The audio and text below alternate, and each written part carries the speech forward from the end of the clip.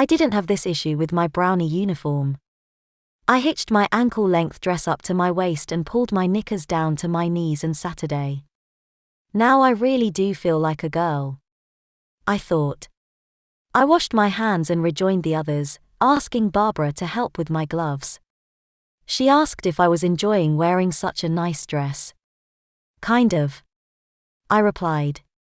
I know I'm going to get teased for the rest of my life, but it feels kinda nice being a girl for the day. You're more than just a girl, Vincent, you're the May Queen, she said with a broad smile. But I must admit, I'm still jealous that it's you and not me. Soz. I coyly shrugged. A small garland of daisies was pinned to each of the 7 sisters' heads. Brown Owl made sure they all looked perfect whilst my mother reapplied my lipstick before we all took our positions on the float. A small crowd had gathered. We waved and they cheered. The engine chugged into life and we began to move, slowly. Small crowds of people were few and far between on the residential streets, but as the float turned onto the main street, there was a steady line of spectators on each side of the road.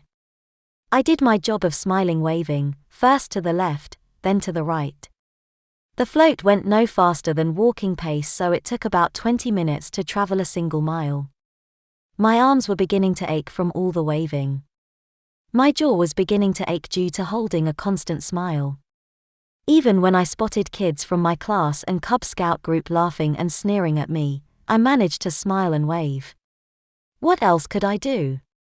We eventually arrived at the village green where a small stage had been erected.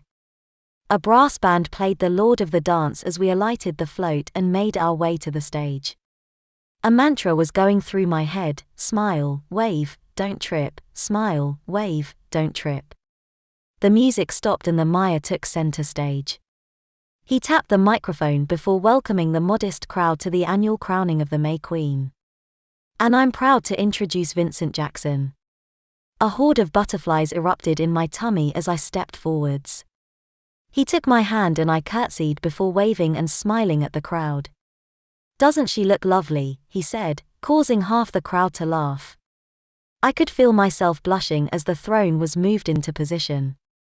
I gathered my dress and sat myself down, making sure I kept my knees and ankles together, and making sure that I continued smiling and acknowledging the crowd. The mayor introduced last year's May Queen, who stepped forwards and curtsied, before turning to me, smiling and lifting my crown from a velvet cushion. I gulped as the floral crown of white blooms was lowered onto my head. I've never felt so special before. Everybody clapped and cheered.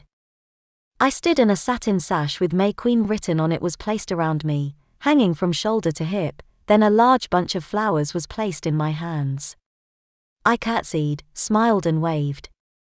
The mayor said a few more words before stepping aside. I stepped up to the MIC and fearfully looked at all the faces, forcing myself to at least look happy in spite of the fact I'm as nervous as hell. Benjamin stepped forwards and took my bouquet. I unfolded my speech, perused the first few lines before speaking into the microphone.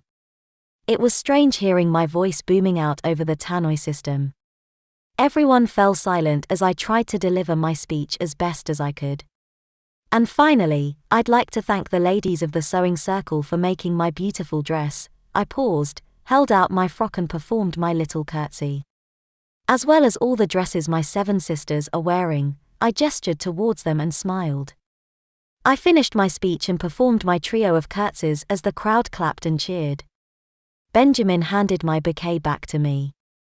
I waved once more and finally stepped away from the MIC and returned to my throne.